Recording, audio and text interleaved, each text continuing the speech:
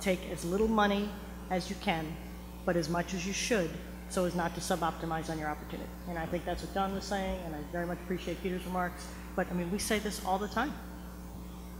All right, so I think we're up at the end of our time, so I'd like to ask each of you, what's the one thing you'd love to see or love to invest in, and you could, and maybe an anti-lesson as well, like please don't do this, please do that. So a do and a don't for the audience from each of you. Anyone?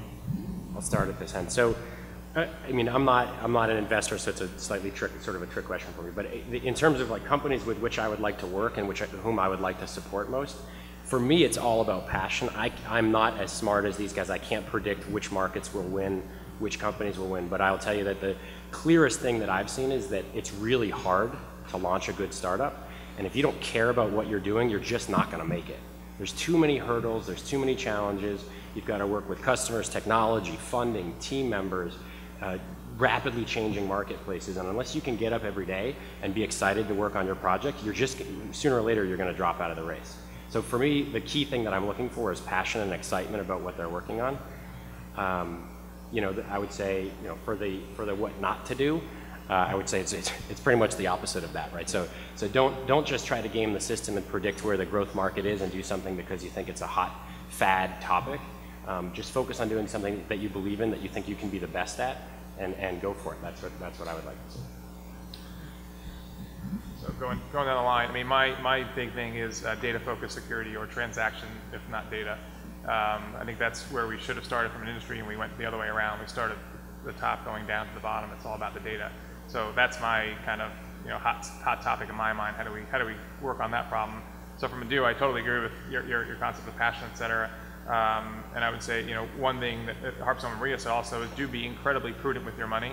A lot of guys just don't get there, or have to do some very painful things to their companies because they don't think, or they don't think far enough ahead that it was going to take them longer than they think. It's like any project you take on, it takes twice as long and twice as much.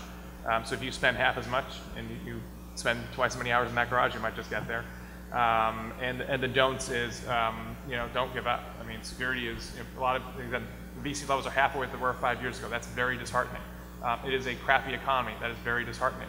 But I can't agree more. If you have the passion, don't give up. Just keep going. And if you're onto it, it'll pay off very handsomely. So from our point of view, some areas we're really excited about are, like everybody else, cloud, but not necessarily where the hype is happening, or where the sort of Twitter conversations are happening, but more like on the side of virtualization and software as a service, as sort of larger macro trends that have been going on for some time, perhaps even longer than this whole cloud conversation. So cloud. So from that point of view, sort of anything that uses characteristics of these infrastructures to extract new efficiencies in existing services for which there are existing customers. That's definitely one area we're really excited about. And in terms of don'ts, nothing really strikes me as a bad idea. You just have to convince the other person to see it your way. And if you can't, well, then you find somebody else, right? So, and in terms of tips, I would agree. I mean, echoing a bunch of comments made earlier. Think creatively about how you can get additional runway. You may have the best technology, but it's oftentimes the business model that will, that will propel you towards sort of either greater runway or eventually a bigger exit. So think creative. So a former VP of engineering from Google told me that Google knows any person, no matter what computer they're at, if they do 4 searches, that they can identify that's Jeff Fagnan and Jackson Hole, even if I'm on the Sheraton computer. I'm a big believer in the next wave of identity and privacy for the consumer. With targeted cookies, with the demand side platforms, with that as soon as you do any sort of web search, that Yahoo emails you a direct offer with just the exact thing you were looking at, your information is being violated. And that information belongs to you, and I think it's time as consumers, through Consumer Bill of Rights and civil liberties, that belongs back in the power of the consumers. And so I'm very big in anything that starts to really free us and thinks about, privacy and identity and smart ways to do that. Because right now, I think you're being hacked and you're being stolen.